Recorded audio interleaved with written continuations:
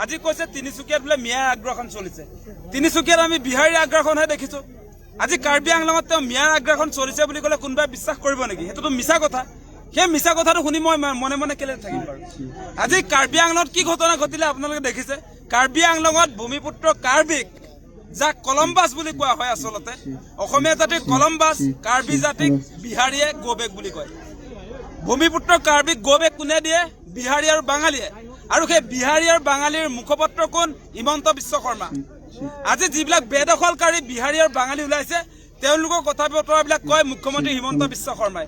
22টা পৰিয়ালৰ আপোনাৰ stay order থাকে হাইকোৰ্টৰ, তাৰ পাছত তেওঁলোকে 20,000 মানুহৰ ডিফেন্স দিবলৈ আহে। গতিকে তেওঁলোকে বেদখল মুক্ত কৰাৰ পক্ষত আছে নে নাই? নে বিহাৰী আৰু বাঙালী হলে বেদখল কৰি থাকিব পাৰিব?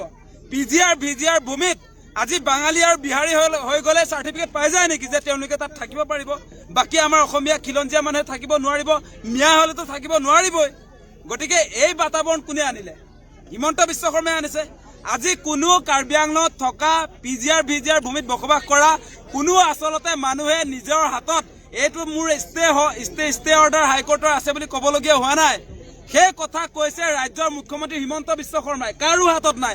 আৰু তাৰ বিহাৰী আৰু যিবিলাক বাঙালী মানুহ আছে তেওঁলোকে কৈছে যে আমাৰ ৰাজ্যৰ মুখ্যমন্ত্ৰী ষ্টে অৰ্ডাৰ আছে বুলি কৈছে। কি হৈছে এইবিলাক কি মানে? আপোনাৰ ক'ত গা জ্বলিছে? আজি আপোনাৰ যিবিলাক বেদখলকাৰী, যিবিলাক বাঙালী আৰু বিহাৰী মানুহ, যিবিলাকে অসমৰ মাটিত আজি আপোনাৰ কাৰ্বি গোবেক দিলে, কাৰ্বি আংলঙত কাৰ্বি গোবেক দিলে, কাইলৈ তেওঁলোকে অসমত অসমীয়া গোবেক ধনি নিদিব নেকি?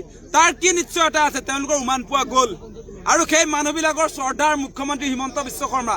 বহিৰাগত বনিয়া আৰু বহিৰাগত যিবিলাক বিহাৰী, মাৰোৱাৰী, বাঙালী, যিবিলাকে অবৈধভাৱে অসমৰ মাটি আগ্ৰাসন কৰিছে, আজি তিনিচুকীয়াত কওক, আজি কাৰ্বি আংলঙত কওক, গোটেই অসমত আজি মূল টাউনবিলাক কাৰ দখলত আছে? আজি মিয়াৰ দখলত আছে নে? যে এই আপোনালোকে যিবিলাক টাউনৰ কথা কৈ আছে, আজি মুখ্যমন্ত্ৰী হিমন্ত বিশ্ব শৰ্মাই যে গুৱাহাটীত যিটো কথা কৈছে যে উবেৰ ড্ৰাইভাৰটো সুধিবচোন তেওঁ চিনাকি নে অচিনাকি, সেই কথা যে কৈ শ্বপিং মলবিলাক কাৰ তেনেহ'লে? ডাঙৰ ডাঙৰ গুৱাহাটীত থকা অট্টালিকাবিলাক মিয়াৰ নেকি? আজি যে আমি দেখিছো এই প্ৰটেক্ট প্ৰাইড বিল্ডিংটো মিয়াৰ নেকি? আজি আপোনাৰ চিটি চেণ্টাৰ মিয়াৰ নেকি?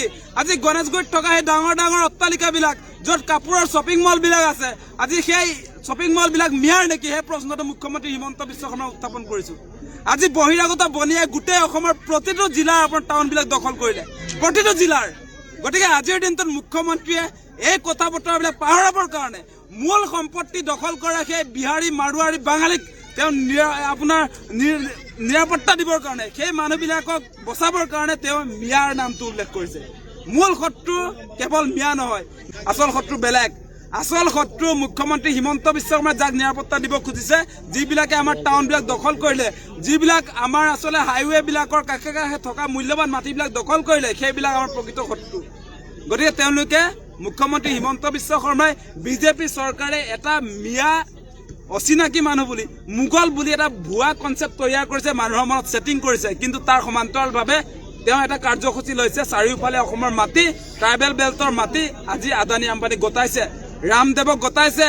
আজি পাৱাৰ প্ৰজেক্ট নিৰ্মাণৰ নামত এই আপোনালোকৰ ওচৰৰ পৰ্বতযোৰাত প্ৰায় 3000 বিঘা মাটি আপোনাৰ এই কি বুলি কয় পাৱাৰ প্ৰজেক্টৰ নামত আদানীক গতাবৰ কাৰণে 6 শিডিউলৰ মাটি, বিটিআৰ মাটি, সেইটো পাৰে নেকি দিব?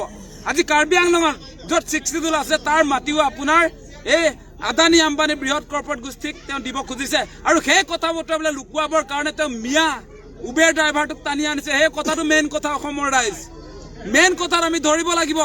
মেইন কথা কোনটো? যে আমাৰ কৃষি পথাৰবিলাক আদানী আম্বানীক দি দিয়া হৈছে, আমাৰ কৃষি পথাৰবিলাক ৰামদেৱক দি দিয়া হৈছে, আমাৰ কৃষি পথাৰবিলাকক